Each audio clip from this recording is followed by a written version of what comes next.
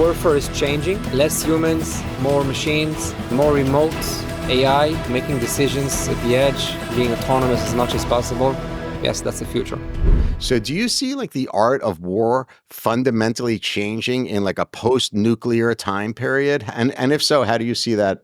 How do you see that unpacking? I think the background for traditional tanks and jets and big weapon vessels are there because the people making the decisions are ex-pilots, ex-admirals from the Navy. By the way, this is a global thing, right? When you think about it, so people who served in infantry and had tanks are now in command, so they buy more tanks, right? This is the way it goes. You don't really see generals that come from the space of AI, right, and robotics, and this is why I know Elon Musk said a few weeks ago that he doesn't understand why we keep on budgeting fighter aircrafts. It doesn't make sense to have a human flying in the sky at 3,000 kilometers per hour with all of these suits and EMI protections and everything around the human, where you can actually build an unmanned aircraft that does it much better.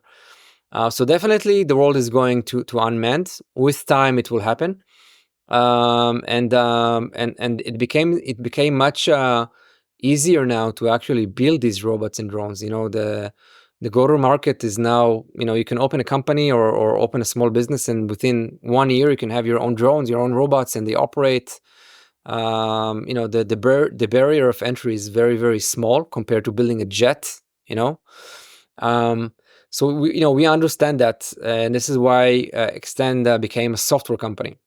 So we power these drones, we power these robots to actually operate together, operate as a team, operate very easily for anyone to operate in complex environments. But just to summarize, warfare is changing. Less humans, more machines, more remote AI. Making decisions at the edge, being autonomous as much as possible. Yes, that's the future. Aviv, will the world be a more dangerous place because of drones?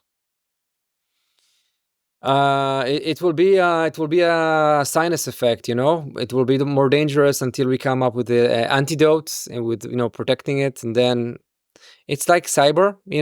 One day the enemy wins, one day we win. So I think I'm happy to be on the good side of the world.